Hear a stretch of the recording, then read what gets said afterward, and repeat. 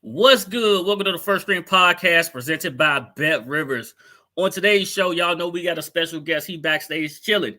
For some unknown reason, Sid got this big old flag behind him today. On today's episode, we're going to talk about Serena Williams getting her flowers at the U.S. Open, the Washington Commanders 53-man roster, and a little bit of Georgia Bulldog football. We got one solid pick for you guys tonight. So let's get ready. Let's go. Let's get it.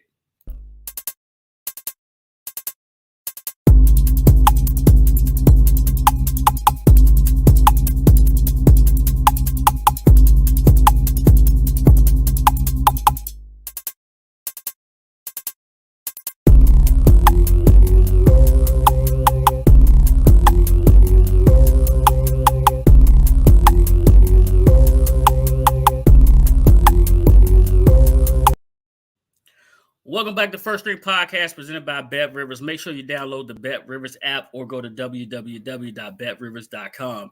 You must be 21 years or older to play. So, let's bring in a man right now, and y'all look into his background and tell me what's going on today. Say it, Go Dogs. That's what it is. You heard? Oh, okay. All right. Lady A. Hello. How are you? I'm wonderful. Good evening. Good evening.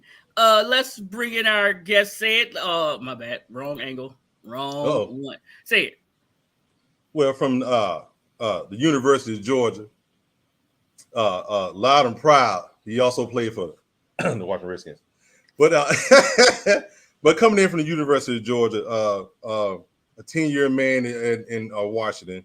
He did great things at Georgia, great things at Washington, and he graced us with his presence tonight. And we'll get more in detail with him. We'd like to bring in Kedric Golston to the podcast for the night. How y'all doing? I appreciate y'all bringing me on the First String Podcast. Hey, we appreciate you being here. We're gonna get into a lot, but first, before we get going too far, let's talk about Serena Williams. She already said that she about to hang it up. She about to hang up the racket. She wanted to concentrate on family, another child. But last night, the Queen came out, and what the Queen do, a stunning outfit. You know, 2 to nothing. Well, 2 rounds to nothing. She did her thing. Let's hope she can keep this thing going. What did y'all think about Serena last night, Lady A? I think she came out strong. We've seen lately some of her past performances. It has been performances. So she was cool, calm. You know, she knows this is her final tour. So I think she did well. And of course, she was dressed for the occasion. She seems to like to wear things that get people to talking. So it's not just her skills, it's her attire too. So yeah, full performance. Say it. You're right. I mean, Serena came out. I mean, she's a strong player. Everybody knows it. And I think she's trying to do her best to go out on top. And on these last few events she's going to have there. I mean, Serena is a goddess, man. I mean, she's spectacular on the court as well. I mean, she's a monster. So you talk off the court first, okay? See, there you go. So we can only hope that she does her best and wins this tournament to go ahead and solidify an already great career that she's had so far. Yeah, that's right. Catch it. I mean, when you say Serena and Venus, but since we're here celebrating Serena, she's iconic. You know what I mean? She's a living legend. She's transcended tennis. She's reached into communities and neighborhoods where tennis wasn't being exposed. And so for that, whether she wins the Open or not, I mean, her greatness, she's already stamped. She's already on the Mount Rushmore of athletes of all time, male and female. Yes, indeed. Before I get going too far, I'm sorry, chat. I got to acknowledge the chat. Bruce Glass first in the building today, followed by my main man, Drew. Cowboys fan, but we'll let it go. John Graves in the building said, "What's good? What's up, good people? Toothpick. How did your predictions go last night? I was part of Ref the District's 53-man roster prediction. I call all 6 safeties safe. I was one off, so I was pretty good. And he also said, I also live in Georgia, so go Dogs, right? Drew wishing his boy a happy birthday. Hence the balloons in the corner. Tomorrow's the day. Go Caps in the building. He actually said Farrod Gardner was going to make the roster. So yeah, apparently both of us is wrong. Who else we got? The chat was going crazy. Go Caps also said I was actually first. I was actually first in the chat. And they pushing in line to get in the chat. Hey, just don't forget to drop a like. Please don't forget to drop a like. Jared Patterson did not make the team today, so we're gonna get into that. We'll see. We're gonna get into it. We're gonna get into the 53-man roster. We didn't just mute Ant. Ant's on daddy duty. He's at a Rangers baseball game with his daughter. So he's actually on daddy duty today. So no Ant today.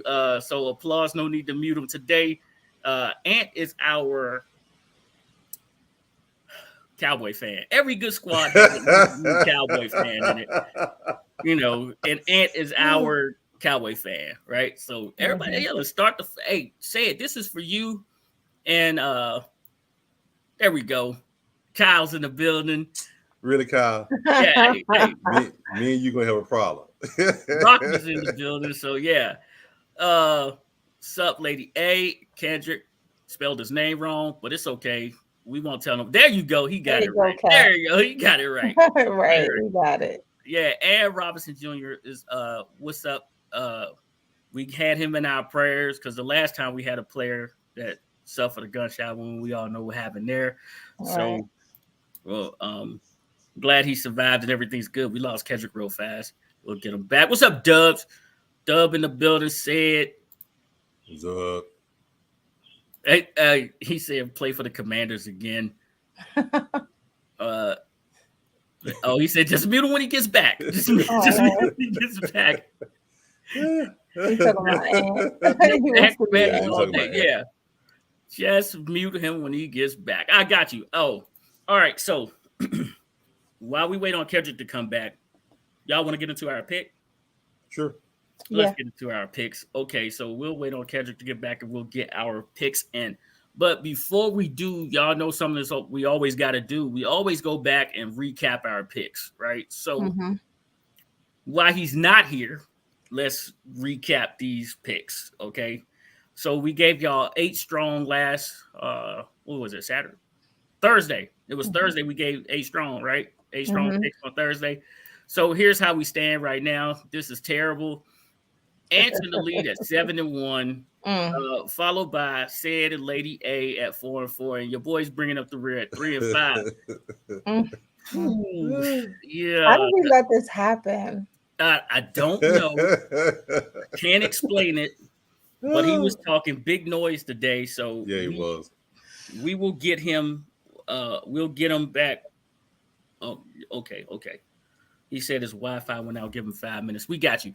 So Ant was talking big noise today, and I was in there battling with him. So we have one pick for you guys for Thursday. In the Thursday slate, you got football Thursday, Friday, Saturday, Sunday, and Monday this week. So we got one for you right now. We'll give you 8 strong tomorrow on our next show, which is Thursday. So we got the Penn State Purdue game. This line yesterday was at 4. It's at 3.5 now. Minus 3.5 for Penn State at minus 112. Their win line is minus 175. These are actual solid numbers right now. So Purdue is plus 3.5, and they are plus 138. Plus 138. And that over-under set at 53.5 at minus 109. And for the over and the under is minus 112. Actual good numbers right now. Said Lady A, I'm in last place. I get to go first. And believe it or not, your boy is taking Purdue plus the 3.5. Oh, I'm taking Purdue plus the 3.5. Say, can you keep track so Ant won't say? Wait, I thought he was taking Penn on money line. Hold on, no, I Oh, go you? because I'm. Oh. Yeah. Oh, Purdue. So yeah, I got Purdue. I got Purdue plus the 3.5. Give me Purdue plus the 3.5, and that's where I'm gonna leave it. Ladies first. Okay. But in this case, ladies go last because the winner goes last. So she'll go after you said. No, she goes before me. Ladies first. Okay, go ahead. We're tied, so it really doesn't matter to me. Hey, so I'm gonna go alphabetical order. Right, there you go. But I'm gonna go with I'm gonna take Penn State money line. Penn State money line. Minus the 175. All right, say it. Penn State usually have their team ready to play. Franklin coached in the SEC, so he knows what he has to do to get his team ready. And for them to make a run at any type of a lead in their division this year, they got to win this game. I know Purdue is playing at home; they're gonna be hyped up, but I got to go Penn State as well. I got to take Penn State money line because it's the first game of the year. I haven't seen them play. Now that I think about it, I haven't heard them say anything about Penn State. But I know Penn State usually ready, so I'm gonna have to go money line on this one. Just to get the win, I need a W play. I need a W. Yeah. With Penn State. Okay. Kedric. Thinking about it, my first thought I was gonna say Penn State. But after more consideration and just shout out to my guy Ryan Kerrigan. The Purdue Boilermakers, man, they bring it. They play a hard-nosed, physical type of game, and that's kind of a raucous crowd out there in Indiana. So I'm gonna have to go Purdue by 3. Purdue, see, y'all better pay attention. It's a hard place to play. Y'all got to remember that the Buckeyes went into Purdue one time and got knocked off. They got knocked off. They sure did. So y'all got to you gotta know. You gotta be thinking. You gotta be thinking. So yeah, we appreciate bringing that one to y'all. Josh Kirby's in the building. Josh said that leaderboard is dope. Thank you, George picking. That's it. Yeah. You're trying to trigger me early. He is. He said, "Did you hire a new graphics department?" So actually, what happened was we fired the whole graphics department. We brought them on back at a lower rate, so they did get cut. They went from starting to the practice squad, so that money's different. So they're going to do a good job, so they can get their way back up there for game days. Mm-hmm. So the graphics department is doing their thing. So Penn State -3. Is what Droopy's taking. Purdue money line. Penn State minus the 3.5.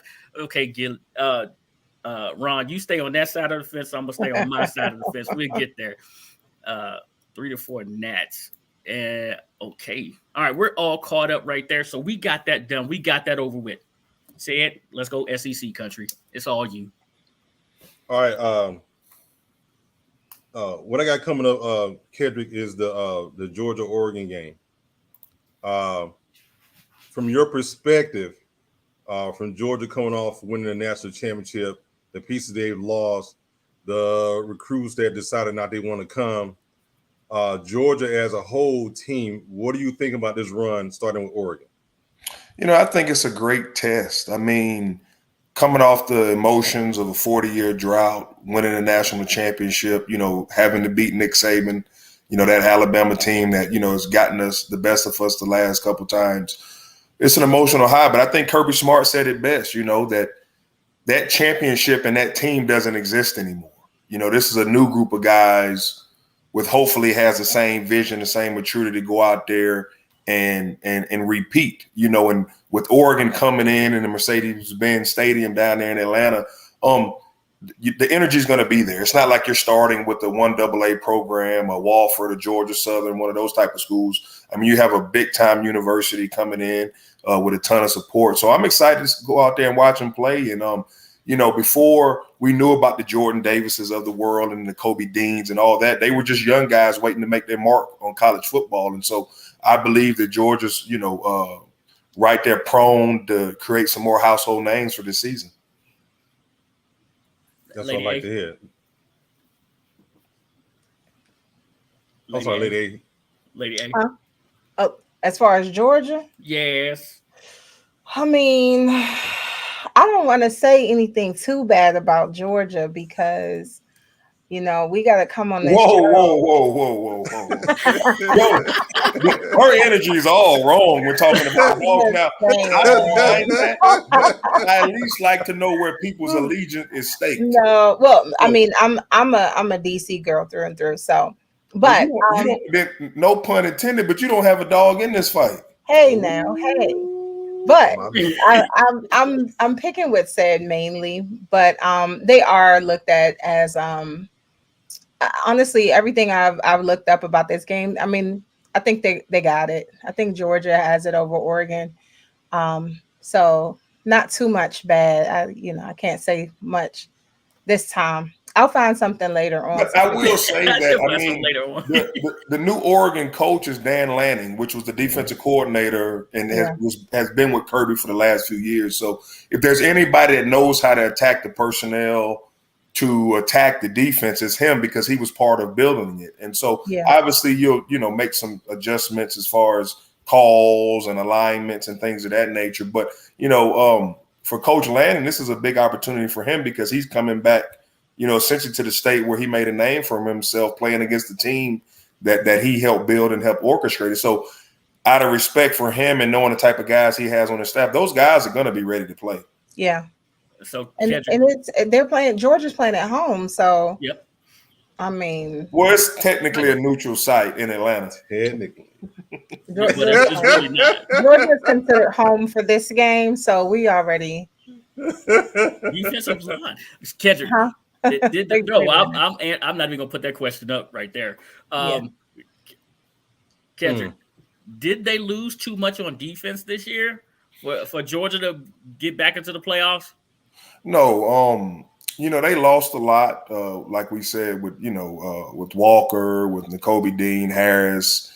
They lost players at all three levels of the defense. But there's one thing that I know about Kirby is that he recruits them, he works them hard, he develops them. And so, like we talked about, the young defensive lineman Carter, who showed some flashes of greatness in his limited role he had last year.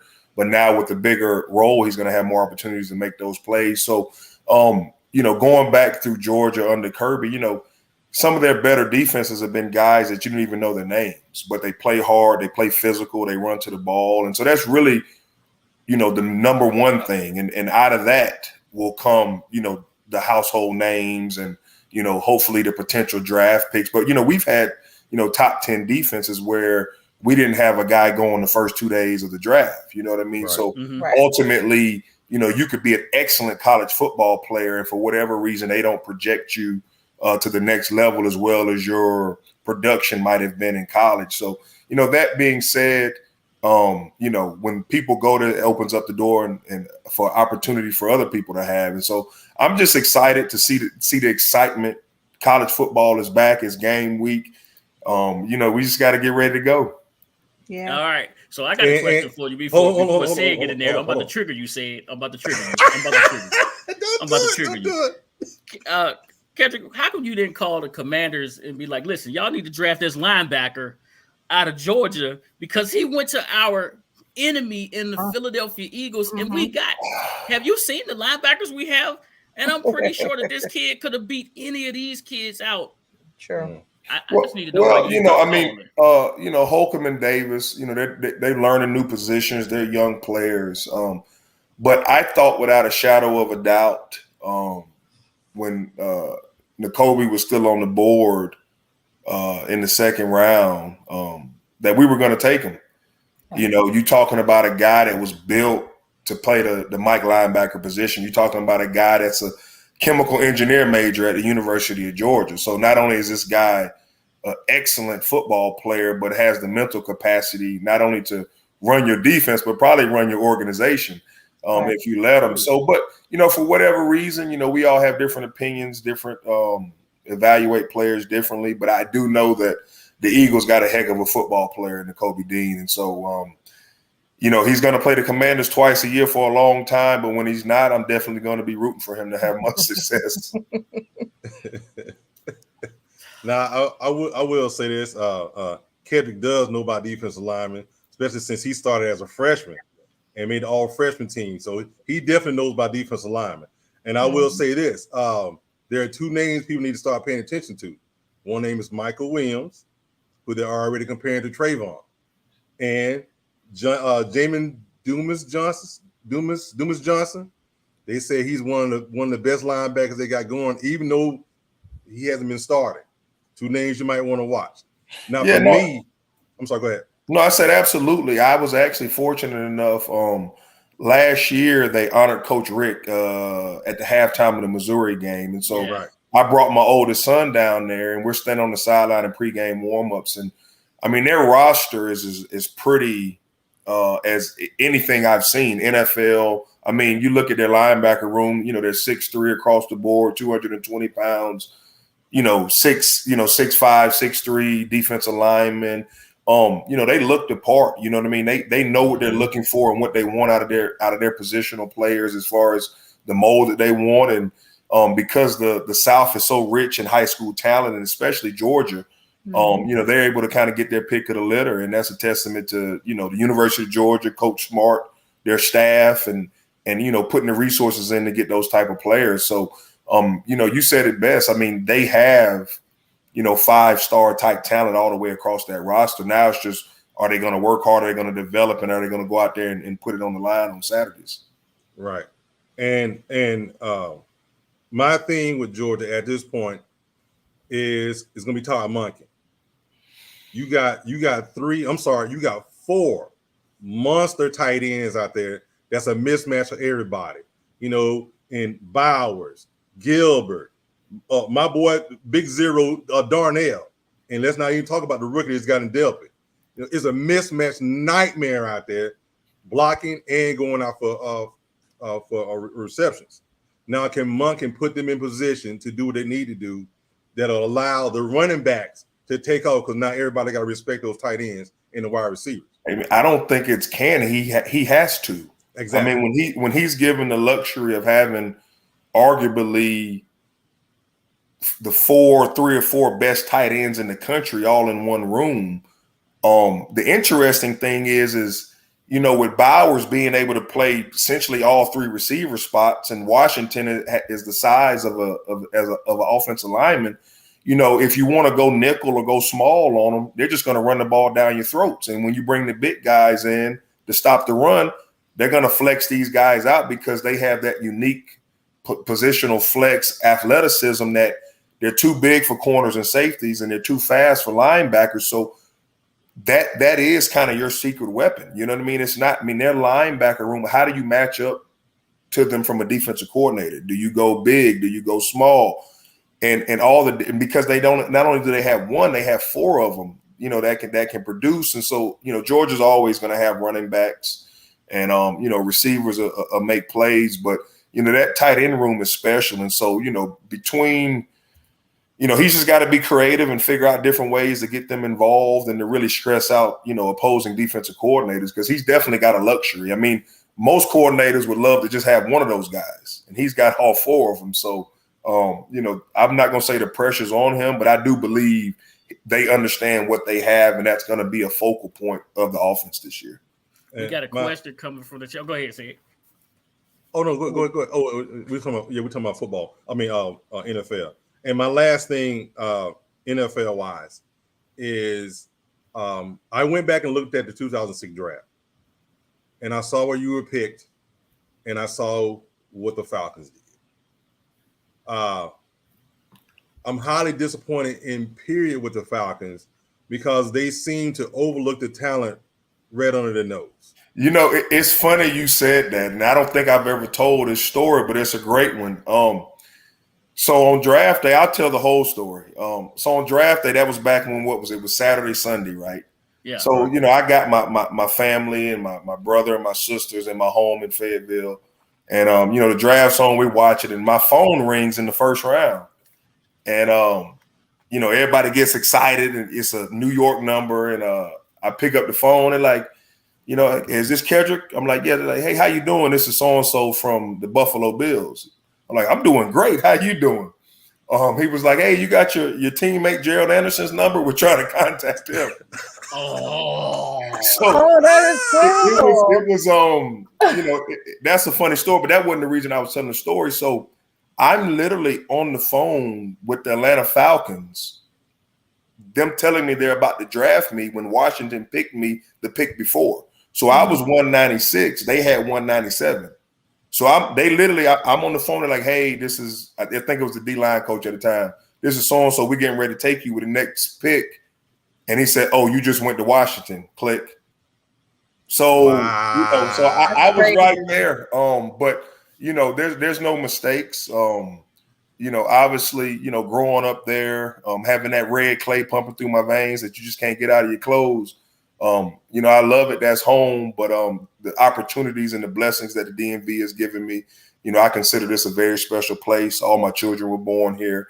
I have lifelong friends that I've met here. So, I'm excited to be a part of, one, to be able to play for Coach Gibbs. That goes without saying. To, be able to, play essentially for a Hall of Famer, living legend, and then, to feel, the tradition of the burgundy and gold, even though when I was there, we went through some lean years, but this is a special football town and, a great place to live. So they should have picked me in the 5th round and not wait till the 6th round. Right. We glad we got you. I agree. We glad we got you, period. And now said knows why no Georgia Bulldogs get drafted by the Falcons, because they always go right when they getting called to the team before the Falcons pick. There you go. And we almost had another one too. So I was talking to my dad yesterday, and we were talking about DJ Shockley. And remember, DJ got drafted by the Atlanta Falcons. Clayton County standout, one of the best football players I've ever been around. And the year Bobby Petrino was the Falcons head coach, he was the starting quarterback. He ended up getting injured in the preseason, and then they drafted Matt Ryan that next year, and the rest is history. So they've given I've had a couple buddies, Tony Taylor, linebacker, played a couple years for the Falcons, Montez Milner, tight end. So I've had a couple buddies stay there, but maybe it's a little too close to Athens, and maybe that's what the problem is. Maybe so. I mean, like I say, we also had a chance to get into Kobe Dean. Nothing against Anderson, quarterback turned linebacker. Nothing against Anderson, but you watch this guy in your backyard, put everybody in position to make plays. This guy is teaching the install to incoming freshmen. You ain't got to switch him over to teach him how to play linebacker. You got a linebacker ready to go. Boom. Well, some people, did they take it? No. Even professionals sometimes think they're smarter than everybody else. If you look at the guys that were drafted before Nakobe, and I don't know what his medical things were, but I know I didn't see him miss a game. And you know what? I think I'm going to have to take that risk of getting him on my team, because I know more so than anything that translate from college to professional is he's a professional, both on and off the field. He's going to put in the time. He's going to represent the community, the team, the way that you want him to. So I'm not worried about any of that other stuff. And I know he's a heck of a football player. So, that being said, hey, we'll see, and it's going to be fun to watch him and Jordan up there. Since they both playing in Philadelphia, let's hope that they do well, except for the 2 times that they play the Commanders. Let's hope that we have a cheat code to get their lowest performance of the year when they play us. Hey, John, I'm with it. I'm with it. Yeah, let us get the cheat code, the up, down, left, right, BA select start, so that they have terrible games. Ultimate lives. Right. That's when they play the Commanders. They got unlimited lives, but they just don't play well. All right, so John Gray's got a question. He says, Kedric, what would it take for Washington to become a perennial playoff contender? I think in the modern day NFL, I think the Commanders have done a good job. The offensive line, despite some of the turnovers, that's a unit that grades out well when you watch the film and study the film. The defensive line has shown flashes of brilliance, of greatness. I believe, with this kind of being their third year together as a unit, they'll gel more. But, ultimately it boils down to just consistency at the quarterback spot. You know what I mean? And that's really what you need. You need a guy that's able to go out there and I know a game manager seems to have like a negative connotation to it. Yeah. But at the end of the day, with what you have in McLaurin, Dotson, if Samuel's healthy, hopefully with Robinson can get back healthy and I'd be remiss without saying we're glad that this young man is still here with us. And that, hopefully he has these opportunities to move forward, to be, for Carson to be able to, facilitate the ball to the playmakers and allow them to, do what they do best is when they get the ball in their hand, be able to make plays. But in the modern day NFL, it pains me to say this as a defensive player, but you need consistent quarterback play to give yourself a chance week in and week out. And I don't care, you can, people will say, well, what about when Kellen, went to the NFC Championship or whatever it was with the Vikings? Well, if you look at his numbers, that was a franchise quarterback type year out of him. You know what I mean? I don't care who it is, guys that we consider journeymans, when they do take their teams deep into the playoffs, it's because they're producing from the quarterback position. Right. You look at when Eli won the 2 Super Bowls with the Giants, obviously we know about the dominant defense they had, but if you look at when he got hot in those times and you look at his box score numbers, he was playing that position at an elite level. Joe Flacco up the road with the Baltimore Ravens. So you have to be able, because the rules are designed for those guys to have success. Right. Right. You can't touch receivers. You can barely hit them. And so with that being said, they need to be able to go out there and produce at a high level. So that's a long way around to say that, quarterback solves a whole lot of issues and everybody wants one. If you don't have one, you're kind of pulling your hair out each and every week trying to figure out how to scratch and claw out a win. Right. Lady A. So I have a question. On defense, you were saying that, the quarterback is key. Who do you think his go-to, based off of what we've seen, who you think his go-to should be, Carson's go-to, for this upcoming season? I've seen him connect with quite a few people, making plays, but who do you think would be his key player? I think from a defensive perspective, if the defense knows who's getting the ball, it's easy to kind of take that person out of the game. I look at the best offenses spread the ball around. You know what I mean? And from a defensive perspective, you're always trying to figure out, where can I get the extra guy? Where can I cheat at? Where can I pay more attention to? But if you look at the best offenses, they don't discriminate who gets the ball. You know what I mean? It might be the second string fullback that gets the ball in the flat and runs for 15 yards. And now all of a sudden the defensive coordinator is like, oh, we got to cover that. And then that'll open up the door for your McLaurins, your Dotsons, and so on and so forth. So I think to have a successful year, I think it just has to be week by week and whatever the defense is going to give you, to know that you have the players in those position to win those one-on-one battles.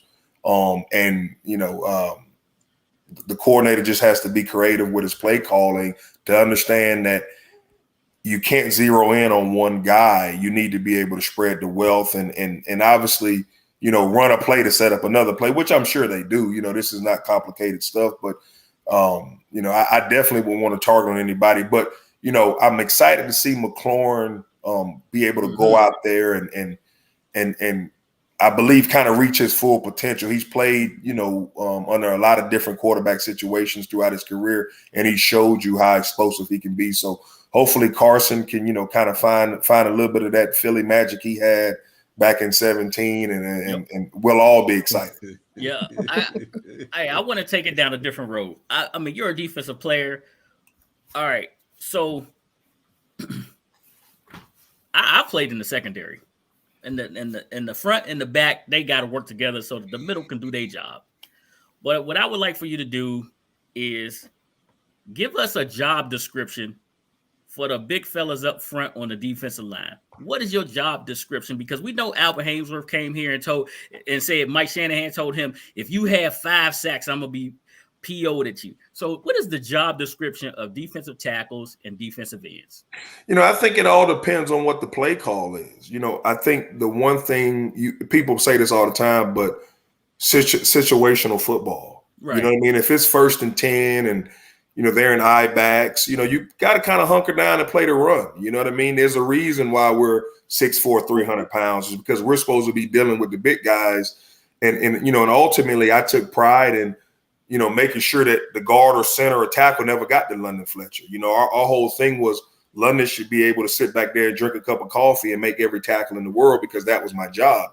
Now you get in 2nd and long and they're in, 3 receiver sets, so on and so forth.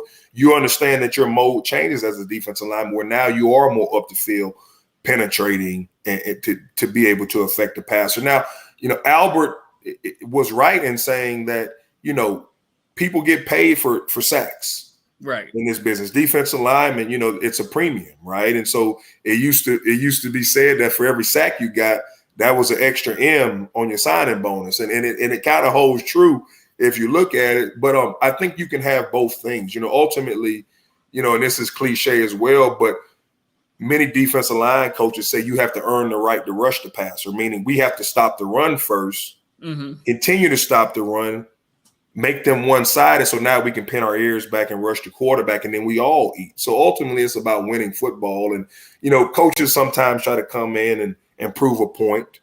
But that being said, ultimately it's about winning football games. And so if that's playing the run, let's play the run. If that's getting sacks, let's get sacks. But ultimately, when you win, I've come to realize that everybody gets a little bit more money when you win.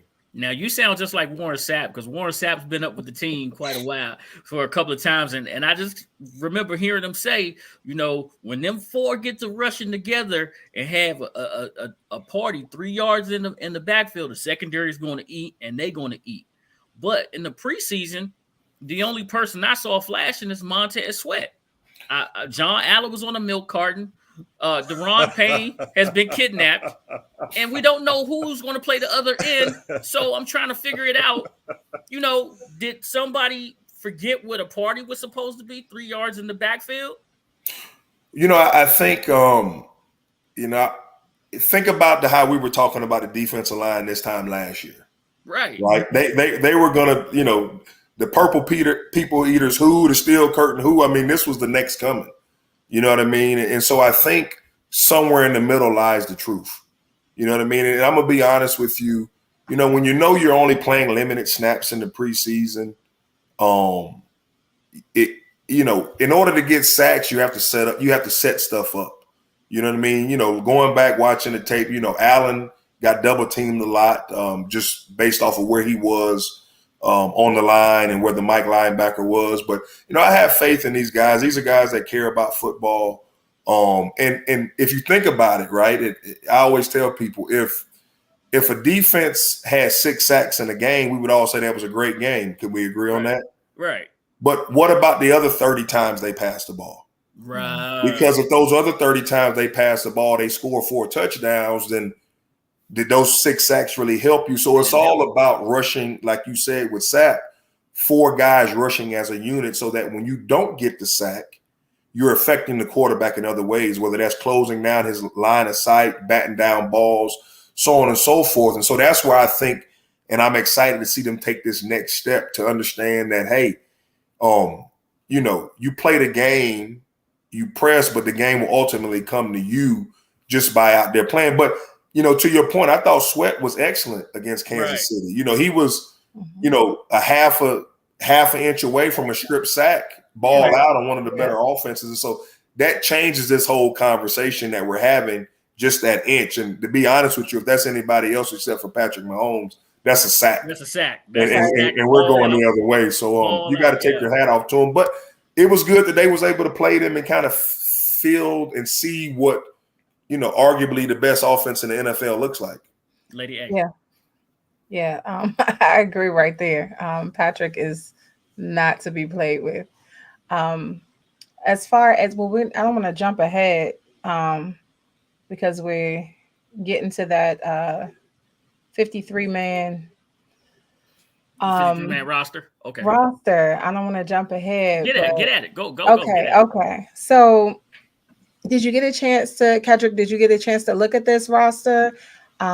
Is it any surprise to you who they chose and who they cut?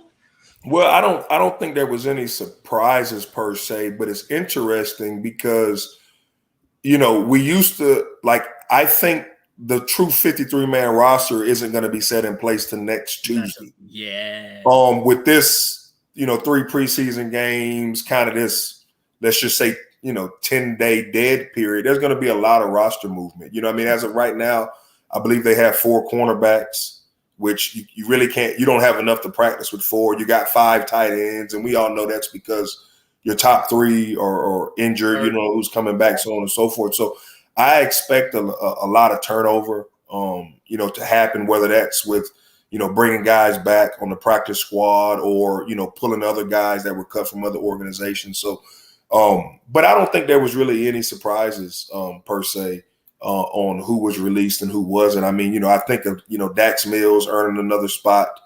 Here's a guy that just seems to do everything you ask him to do. He's always in the right place. And so you like to see players like that, just slowly go about their business. You see them flash on special teams. I think with, the situation with Robinson, that kind of left some other things up in there as far as the running back room. But I do think that, by next Tuesday, this all will be sorted out. And that's more of what your roster, when that's going to be your roster that you're playing Jacksonville with.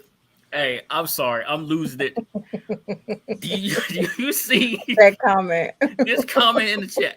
I'm surprised that our linebackers outside of Davis and Holcomb should be in the XFL.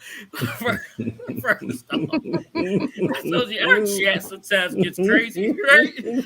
Our chat gets crazy sometimes. That was a great one. And I'm going to catch up on the chat. I'm about to go backwards on the chat just a little bit right here. John Graves has a question. He says, Kedric, what do you think of our new D-line coach? Jeff Scanina. Hey, I told y'all I'm the butcher, man. I got to write these names down. Yeah,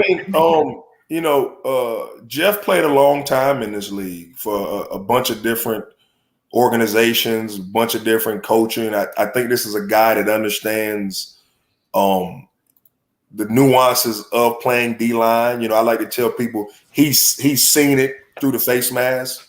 He's had his hand in the dirt, and I think from that standpoint, he's able to relate player to player, coach to player.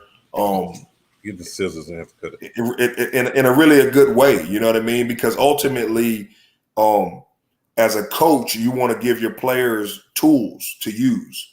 And sometimes you need a hammer, sometimes you need a screwdriver, but you need to have those tools in your belt so that when they're called upon, you got the right tool for the right job. And so I think with him being there, with the experiences he is, hands-on experience he has, and ultimately realizing that, hey, they fired their position coach 2 weeks into training camp. So that should put everybody on notice. Like, they didn't fire this guy because we were doing our job. And so I think those guys will take some personal responsibility and saying, hey, it's up to us to, for this not to happen, for us to protect our room and our unit. Yeah. So you said your job was for London Fletcher to drink a cup of coffee, read a newspaper, go make a tackle. You played with Swaggy too, right? Already. Chris Baker's a fool. Y'all call him Swaggy. I call him Bake. Right. I call him Swaggy. I'm going to tell you something. Swaggy was my first big guest that I had on here, right?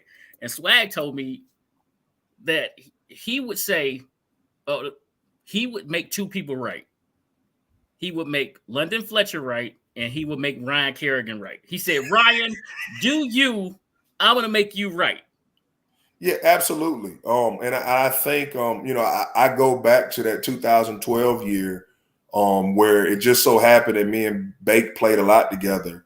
And it was fun because I think we were all making each other right. You know what I mean? Right. Bake played in a way that he knew I had his back and vice versa. And then ultimately, when you got guys like Ryan Kerrigan, I think, Arakpo was hurt that year. but Rob Jackson, so on and so forth. Those guys get opportunities that they need to take, but we also need to be their insurance policy. So he's 100% right that and that's what playing together really is. You know what I mean? It's something that you don't think about. It's something that it just happens because you trust your teammate and you understand what they're doing and what they're trying to accomplish. And that just comes from watching film together, trying to see the game on the same page, and just repetition. You know what I mean? I knew Bake would play a block different than Barry Cofield, and I would play a block different than Stephen Bowen. But ultimately, the job was to stop the offense. And so when you're comfortable with the player you're playing beside, it covers up a lot of mistakes, both on your end or your teammate end. And so I don't know if he covered up many mistakes for London. I think London might have covered up a few mistakes for us, but ultimately, Chris was, he had a heck of a career. You know what I mean? A guy that started off at Penn State, ended up transferring to Hampton, right? Yep. And played 7-8 years, maybe 9 in the NFL. Yep. Was able to, get that second contract, and really was, from my standpoint, it was funny to see his maturation process, to see him grow, to see him mature, to see him, come in and kind of find his sauce, like he liked to say. But he's a great dude, somebody I call a friend, and you just, he's a good dude. Quick question. Hold on. We've had an open debate going over the last couple of weeks about we have about preseason practice. Give me your perspective of preseason practice. Which perspective? The new perspective or my perspective? No, scrimmaging a team or not scrimmaging a team. That was really our. So I'd say this. So there's three different ways to look at this. I can look at this from a player, I can look at this from a coach, and then I can look at this from like a union type perspective, the Players Association. Okay. From a coaching perspective, you love joint practices, and I'm gonna tell you why. One, when you're just practicing against yourself, you got 22 of your guys exposed to injury. Mm-hmm. When you're just practicing inter squad, right. When you're doing a joint practice, you only got 11 guys at a time. So I think it kind of decreases the rate of injury just based off of the amount of guys that you have on your team out on the field at one time. Another pro to, I believe, joint practices is you could play in a preseason game and you don't get any goal line work, you don't get any short yardage work. You don't get to see the things that are going to prepare you for the season. Because like in a preseason game, you might not get any goal line snaps all preseason, and you turn around and, the first game, you need goal line to win a game. From a player standpoint, it is good to hit somebody from the opposite color jerseys, but it seems like more so than now, it almost becomes a little too much nonsense goes on. You know what I mean? Obviously, we're all competitive, but being competitive is not an excuse to be unprofessional. And ultimately, as football players, especially in practice, you need to be professional. Fighting for what? We got helmets on and so on and so forth. So you're going to break your hand. You're going to do all this stuff. And I'm all about fighting, but at some point, it just becomes disruptive. You know what I mean? Right. I think it is a way for you to get your starters some game type reps, because ultimately when you're playing against somebody from another team, even at practice, the intensity level is going to heighten a little bit, and with guys not, when I was in 2006, it used to be just because you were a starter didn't mean you didn't play in the preseason. You had to be that guy. Mm-hmm. Like London Fletcher wasn't going to play because he was on year 12 or 10, but the first round draft pick that was projected to start, you're going to play in the preseason because we just don't know, and how else can you develop? So this whole thing where just because you're a starter, you sit out, that's something new to me. I get it. You got to, have the long plan, but ultimately football is a violent game played by big, strong men. And and getting hurt, albeit tragic. Not I don't want to say tragic, but getting hurt is a part of it. You know what I mean? But I am a component of you have to hit in order to callus your body so that you are prepared for the rigors of the season. Right. I heard that before. Yes. We had a question here in the chat. Do you like Jahan Dotson and Brian Robinson Jr.? I mean, how could you not like Jahan? I mean, when he got drafted, everybody talked about how small he was. But I'm saying, well, shoot, if he's as small as he is and he's producing the way that he's producing, then he's got something about him that you can't measure, and that's called a dog. He's got some dog in him. Yeah, albeit he played for Penn State. Penn State, he got a little cat in him too. Oh my God! He got a little meow.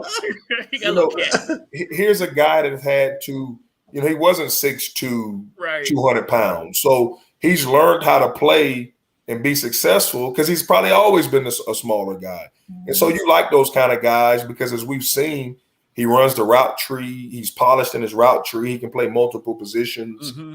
And he's a guy that gives you a ton of positional flex. And so I just think, when his number is called, like we talked about earlier about targets, I think he's going to have some games where he has 2 catches for 33 yards, and he's going to have some games where he has 7 for 115.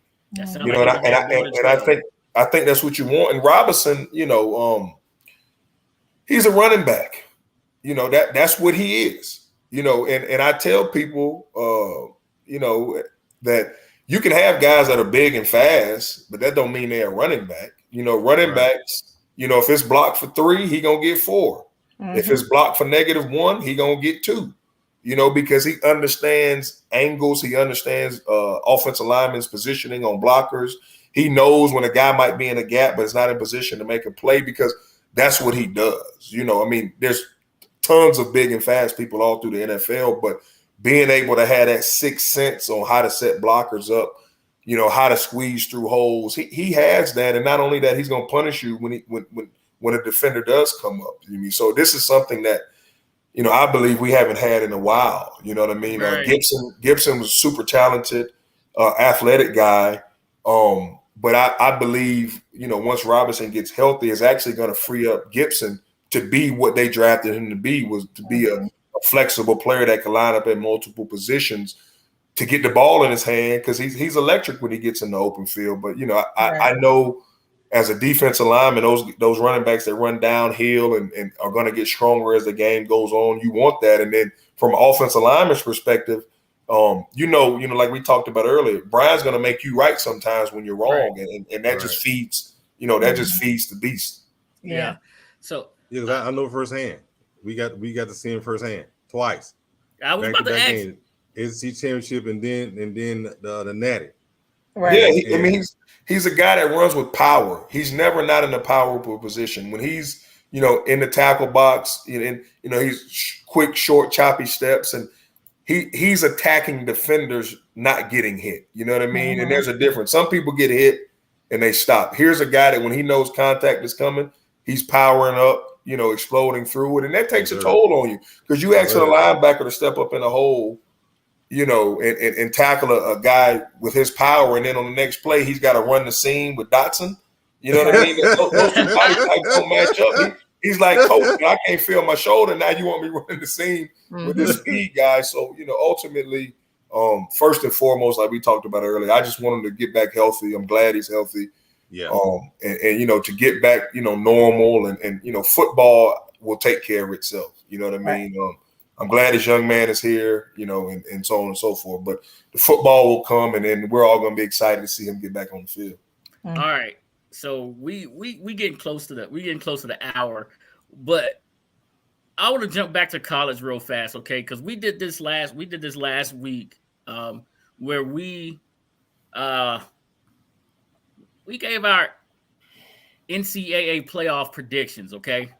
Now let me see that shirt real fast that you got on, Kedric. Like, tilt that. Oh, down. You already know. Oh, okay. Yes.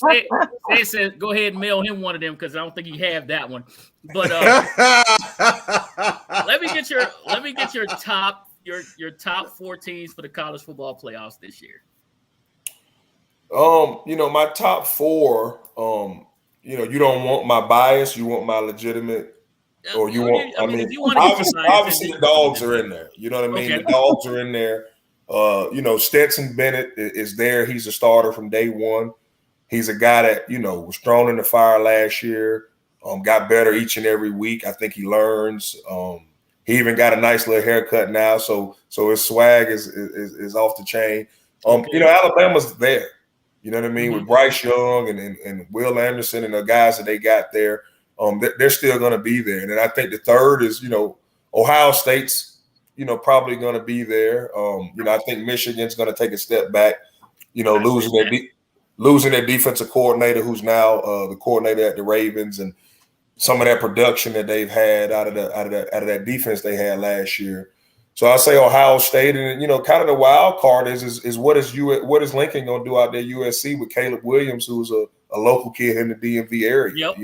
He's a guy that came in, and we all knew how good he was, but I remember turning on the Red River Shootout and seeing Oklahoma down by a lot, and then here comes this young man off the bench, and next thing you know, we got a ball game. So him going out there to USC with the transfers that went out there, I would seem that they're going to make a quick turnaround. Being that the Pac-10 isn't as rigorous as other conferences. Well, you must be talking about the Big Ten because they're rugged. They're pretty rugged.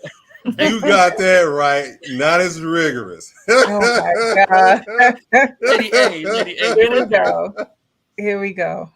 I feel like everybody had Ohio, though. I think that's across the board. Yeah. I mean, Ohio State, their roster, when you look at it, they match up with the SEC roster. They have the size, they have the speed.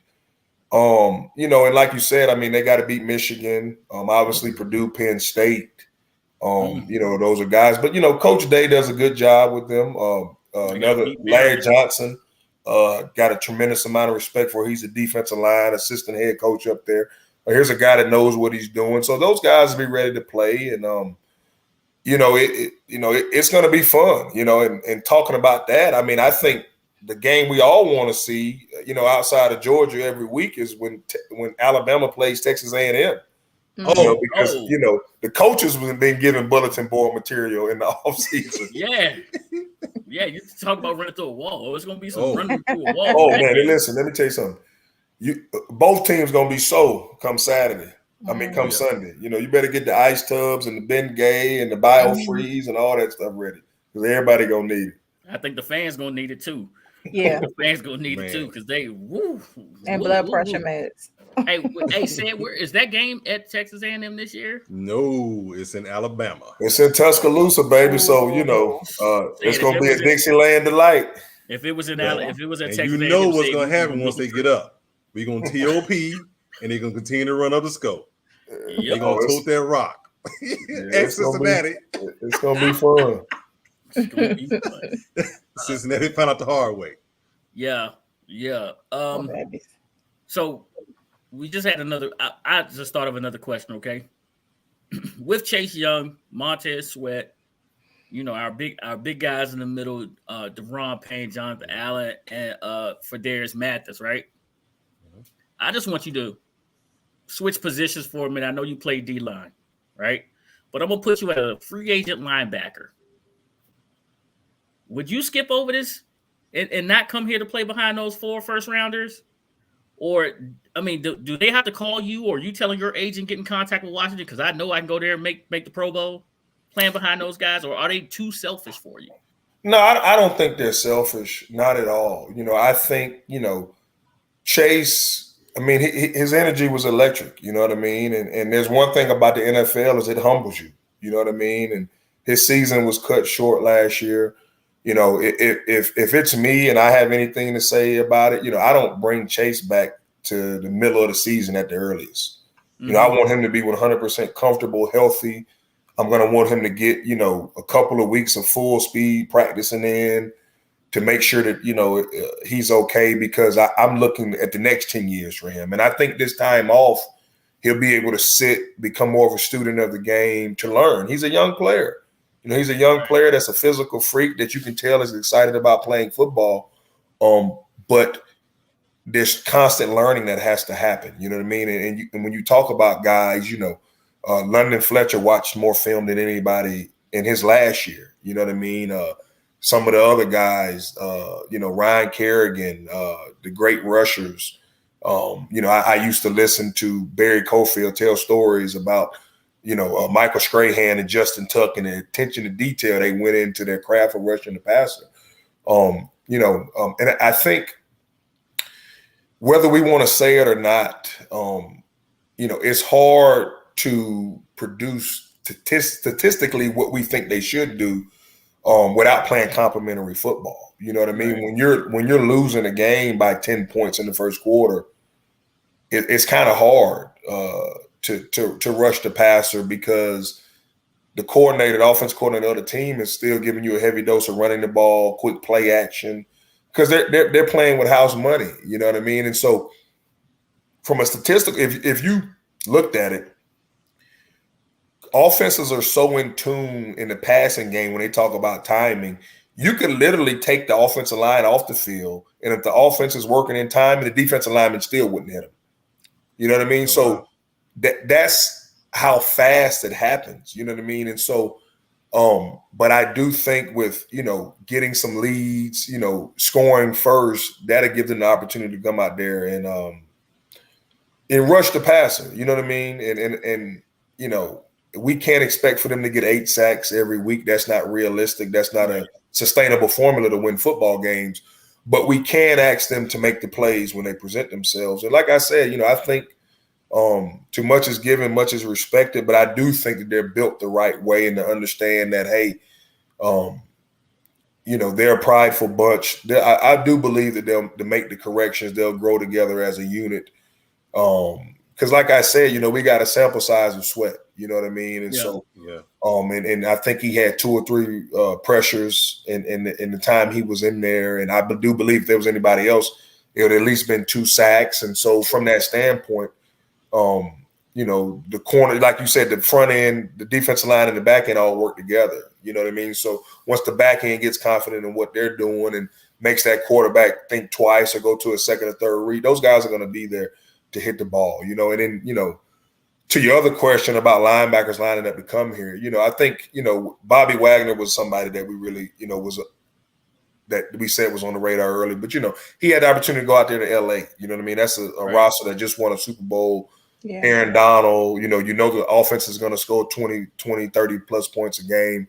And that's really what you look for because, he's going to be able to, drop back in cover, so on and so forth. So this is a work in progress here in Commander Land. But I do think, like any, organization, I do believe the foundation is here to do something special. Now it's just going to take those consistent efforts week in and week out to get it done. All right. Lady A. Well, first of all, I do want to say that all of us, including Sid, we're happy that you came out here. Of course, for different reasons. He's more on your college career. I'm sure he's appreciative of your time with the Commanders. Look at his face. Look at his face. Look at his face. Like, yeah. He's like, whatever, Georgia, whatever. But your 10 years with the Commanders, as far as, the people that you've played with, the experiences that you've had, who would you say was more influential to your career from college on to the pros? Who would you say was, that person that really influenced you? And I mean, we have a lot of young people looking at this, so for me, it was, I was fortunate. The good Lord blessed me to have good people around me. Obviously my parents, both hardworking people, did everything in the world they could for me. Taught me to take pride in your work. What you do is more important than what you say. My next door neighbor was David Rocker, who played in the NFL. He worked with me at a young age, mentored me. My middle school football coach, Mike Duncan, which is a superintendent in a school system in Atlanta. My middle school and high school guidance counselor, Winky Greenhall, These are men and women that poured life into me. You know what I mean? Yeah. A kid that had all the talent in the world, but didn't realize the potential that I had. And so they made me do right when I didn't want to. They loved me when I needed love. And then, you fast forward, Rodney Gardner was my defensive line coach at Georgia, is now in Tennessee. I went down, brought my family down to see him at Tennessee this past year. People that just really cared about me. And then, when you talk about the league, I think one of my best friends and somebody I consider a brother is Lorenzo Alexander. I believe, and I know I'm a pretty tough dude, but he's just as tough. You know what I mean? He's a guy that I have all the respect in the world for. A guy who, it's just a blessing to know him and his family. But just watching him, how hard he played, how hard he practiced, his professionalism, how much he cared about his community and the communities that he was involved in, really wanted me to be a better person and a better man. So I've been it goes on, and, Ronaldo Wynn, Derek Dockery, Demetric Evans. I've been fortunate, to play for Coach Mark Rick, my high school coach. I please forgive me, Rodney Walker, Georgia High School Hall of Fame coach, Coach Gibbs, Mike Shanahan. I've been around people that have done things at a high level and are just fortunate from that standpoint. So it's so many people along the journey that I truly am thankful for the village that poured into me to allow me to live out my dreams of playing in the NFL, and more so than that, molded me into the father, the husband, the brother, the son that I am today. Yeah, got it. We learned something new today. Yeah, we did. I saw you. Yeah. I got one thing for you. If you look at London Fletcher's numbers, they are really, really comparable to Ray. Listen, I'm gonna stop you right there because I know where you're going. The only statistic I got all the respect in the world from Ray Lewis. As a fan of Ray Lewis, watched him, everything. The only statistic I believe, major statistic, that Ray Lewis has London beaten is interceptions.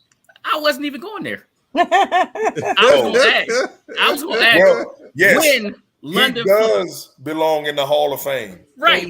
But when he is there and y'all all up there partying, can me, it said Lady A First String Podcast, can we get invited to the Hall of Fame? I'll say this. Well, let me say this. So when they put London in the Ring of Honor, he invited me, which was a huge honor. Like I am thankful that he thought enough about me to invite me to that ceremony. So I don't know if I can get y'all on there, but I'm lobbying for myself that if you he gets that call, hey, I'm a gas up the Suburban and we're gonna be there. There you go. You heard the crash the party. I'm coming through the back door. Yeah, there you go. Hey, it don't matter what door you come in as long as you're sitting in the room. Right. You get in the room. Listen, right. London Fletcher does really deserve to be in the Hall of Fame. Agreed. But I just want to know, how gassed up are you going to be when my man get announced? Yeah, London Fletcher, you come on in this hall, man. Man, I mean, talk about a person that's deserving. He's got a Super Bowl with the Rams. Yep. You talk about a rock of his defense for a long time. And more so than that, London, I believe, played 250. He started 250 plus games consecutively. Yeah. At middle linebacker. Now, mind you, when London started his career, we were playing on carpet. Like, we were playing on AstroTurf, the carpet kind. We had two-a-days, real two-a-days. So what he had to go through and to see him to play as football changed and for him to develop as a player, once offenses changed, so on and so forth. I mean, here's a guy that never came off the field. Right. In London's 17th year, he was still playing on third down. Yep. He was still dropping in the coverage. You can't say that about a lot of other linebackers. They might still be out there on first and second down, but London didn't miss a play until he hurt his ankle in his final year here with the team. But you couldn't pull London off the field because he was that valuable to this team and was still playing at a level like any other middle linebacker was, if not better. Yeah. Mm-hmm. Yeah. For sure, man.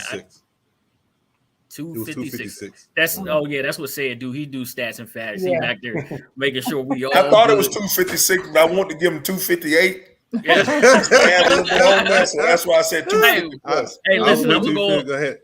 go on the Wikipedia page and fix it. We're gonna give him that 258. Maybe that'll get him. Well, listen, don't do that too much because they took the sack record from my guy Ryan. Oh. Yeah, Let's not Yeah. I saw they did that. That's dirty. That was dirty. Mm-hmm. But yeah, listen, we want to thank you for this. We really, really appreciate you coming on. We got a couple more topics to get into. And I know you said you don't have a hard out with us, but we just appreciate your time, but we don't want to hog it up too much. We know father duties catch up to you, right?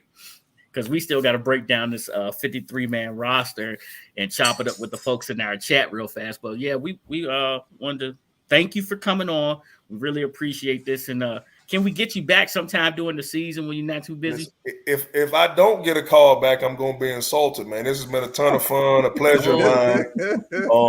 The first string, first class all the way, man. Thank you. I hate I haven't been on here sooner. But hopefully,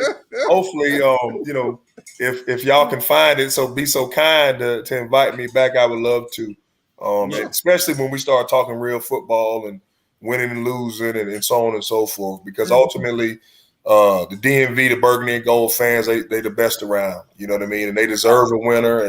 And I do believe they're taking steps in the right direction here in Ashburn to build that. Yes, we appreciate it. We'll make sure that when we get you back, Georgia has a good game coming up that week. And the Commanders, we already got a 17 game schedule that we just can't get out of. We got to play it. And we're going to go through it like the champs we are going to be. Before you get out of here, we got to have you stack the NFC East for us. I mean,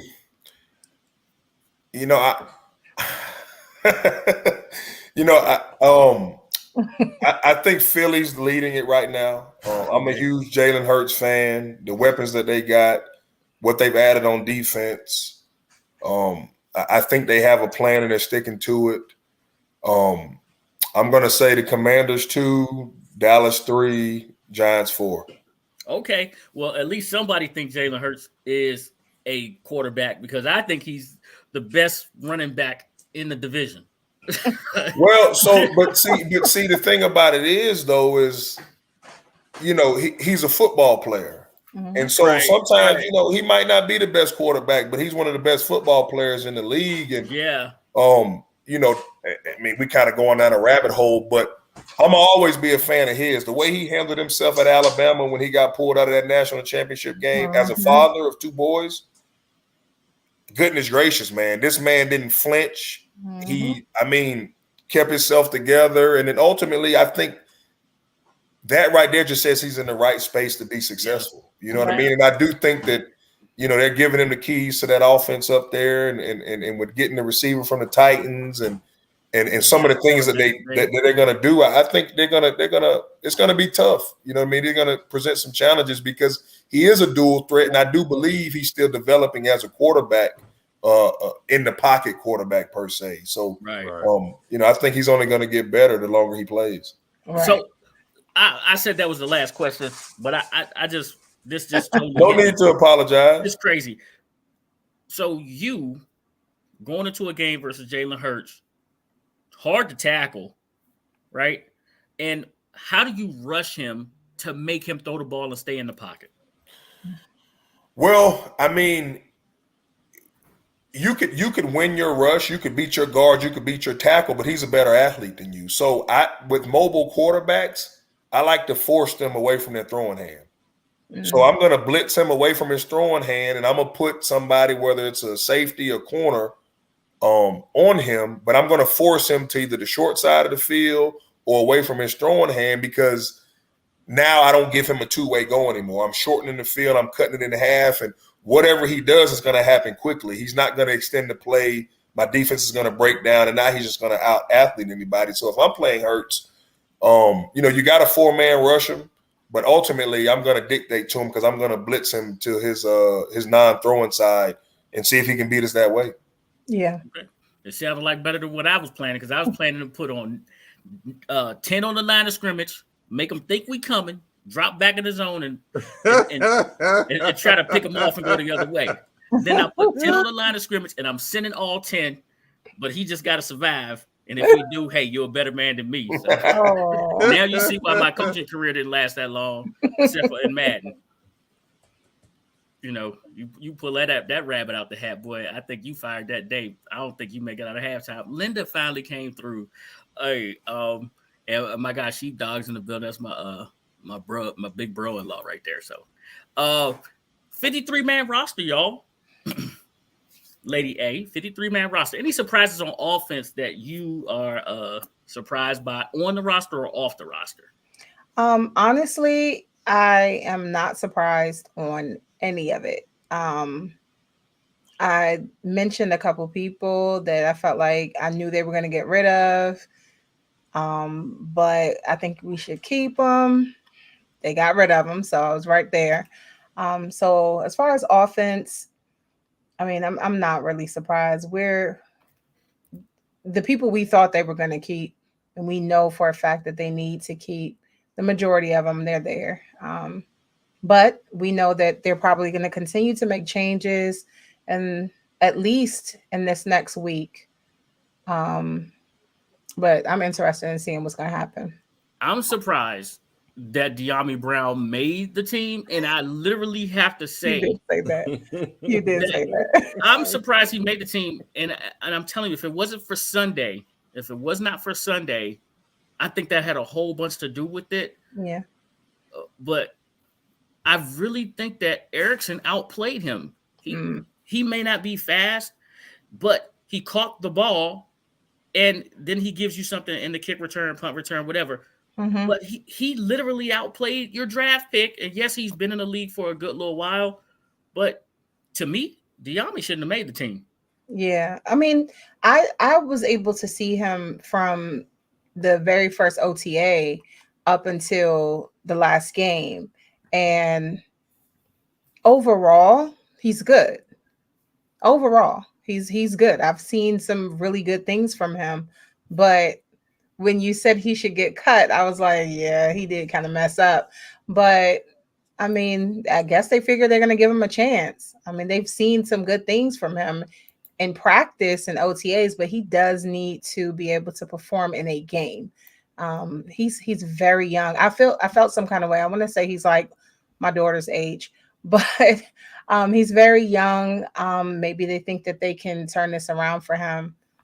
Well, even if you look at the offense he ran in North Carolina, I mean, he wasn't asked to do much except, essentially run the deep ball, deep drag, so on and so forth. So from understanding how to play receiver on the NFL level with side adjustments and knowing what blitz pickups and so on and so forth, even in the running game, you know what I mean? Being able to insert, crack back on safeties, linebackers, so on and so forth.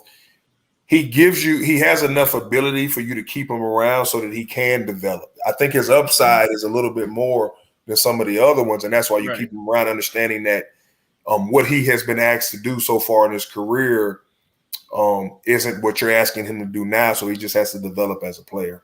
Right. Yeah. Where are we going? Tight ends. Cole Turner. Everybody got all excited. We haven't seen him in the preseason game. We all saw what he did in college, but the one thing that I know that a tight end really, really has to do is block, because he's additionally, a blocker that is eligible to go catch a pass. So I think him missing the preseason is really going to hurt. But Amani Rodgers he had to stay. He had to stay, right? This young man showed too much in every preseason game, and I'm really appreciative of him. I think the future of our tight end room is really, really bright.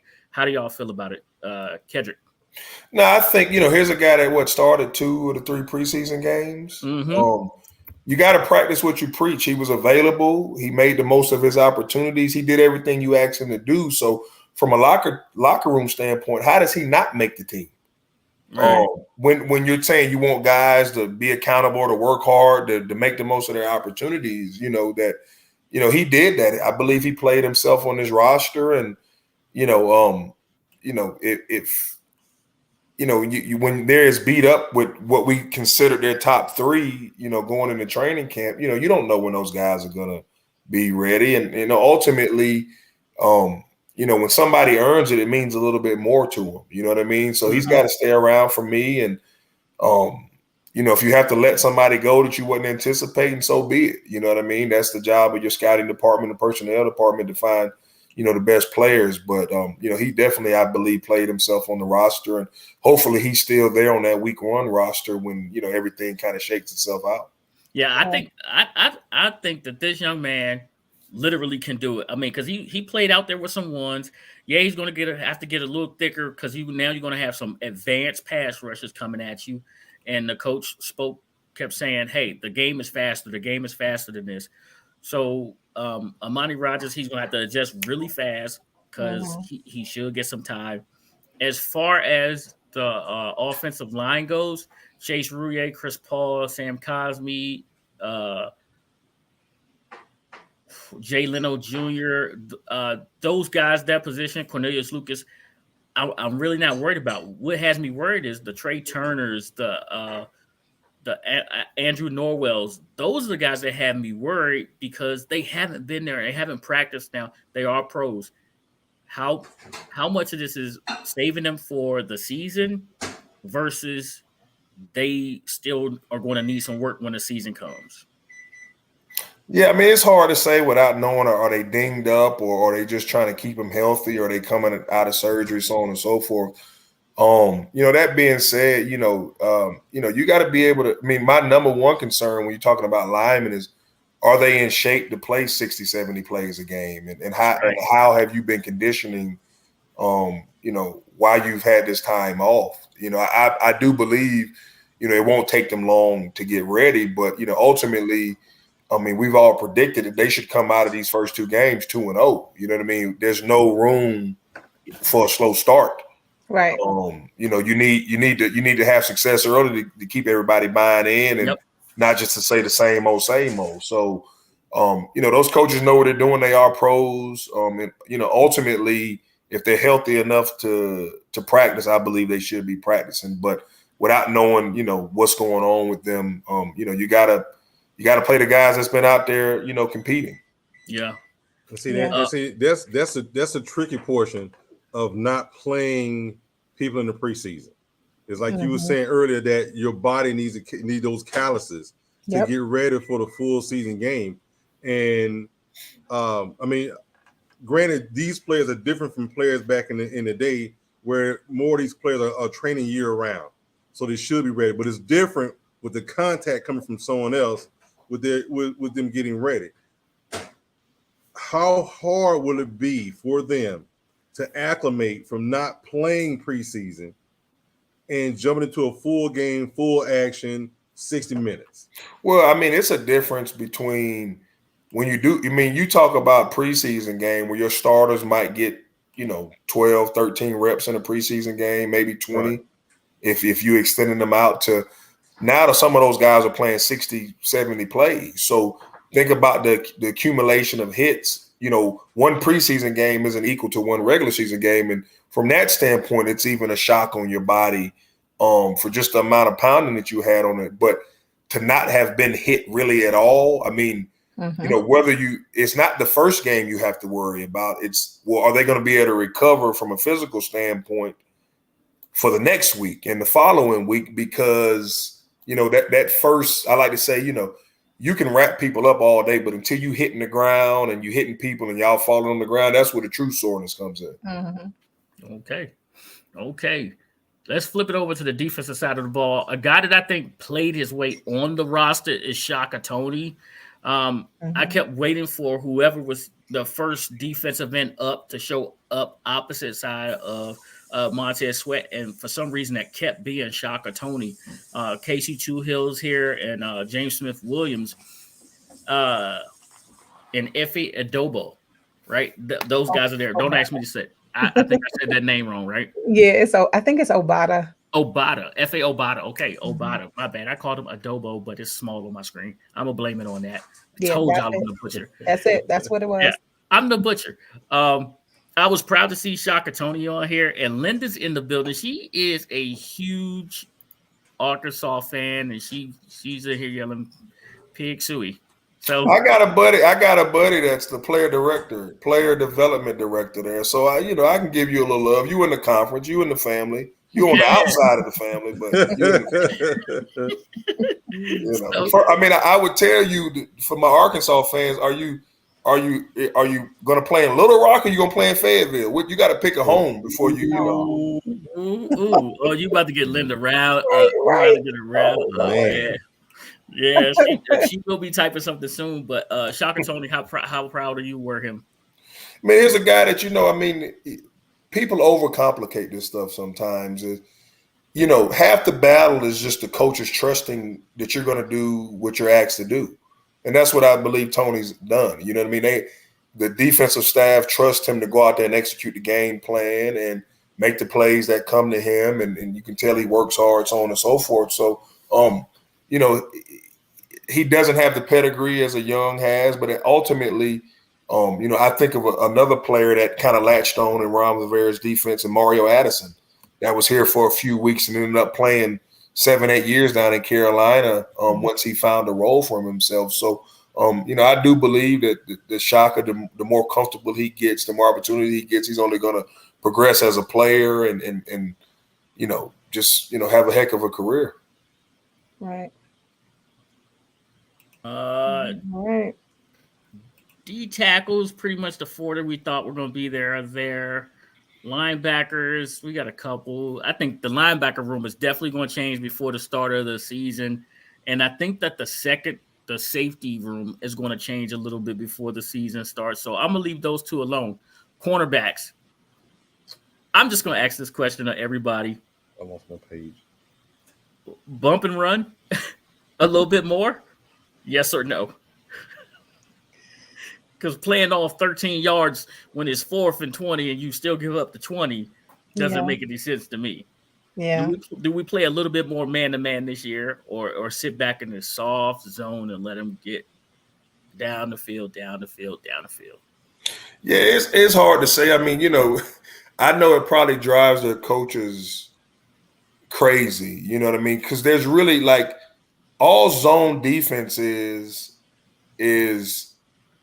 it's man to man, but it's just when that guy gets into your zone. You know what I mean? So I like to call a zone match concept where man to man, hey, I got you, versus in the zone defense, hey, I don't know who I have yet until the route and the concept's going to dictate who I have, and then I'm going to take him. Right. And I'm going to carry him until I can pass him off to somebody else. But by that time, the defensive line should be there. So I just think, like we talked about earlier when we talked about me and Bake, they have to become more comfortable in understanding the concepts of, hey, you can't try to play everything, right? Mm-hmm. If you understand what the offense is trying to do to attack you, and you understand the weaknesses in the defense and the strength and the weakness and the strengths in the defenses, it frees you up to play a little bit faster, to understand that, offensive coordinators and defensive coordinators are all trying to find that advantage. You know what I mean? And so if you can kind of find the weakness and understand it and understand the advantage of the defense, it kind of frees you up to, make those plays that we see other teams make. But, ultimately, I think Fuller has shown, we all know what he can do. Mm-hmm. I think William Jackson in his second year, with Harris coaching them, everybody speaking the same language. And It's one thing to know your assignment, but it's another reason to know why the coach is calling what he's calling. Right. So not only do I need to understand what you're saying, I need to know what you're thinking, right? So if I know if he calls this in this situation, it's because he's thinking the offense is trying to attack us from this perspective. So I can cheat and I can have more confidence in understanding why my coordinator is calling what he's calling to free me up to be more aggressive. Yeah, I think he is actually going to, if he don't get promoted to defensive coordinator, he's going to be somebody's defensive coordinator in the very near future. I'm talking about our secondary coach. That's for sure right now. Hey, that's about it, right? So yeah, we are done. You got to watch how we always end this show. This is going to be amazing. Right. We're not calling the dogs. Oh, yes, we're about to. Yes. We appreciate each and every one of y'all sticking with us in the chat. We want to thank you again, Kedric, for joining us. We really appreciate it. We call it an OG classic because we get in, we get out. Say it. Go Dogs.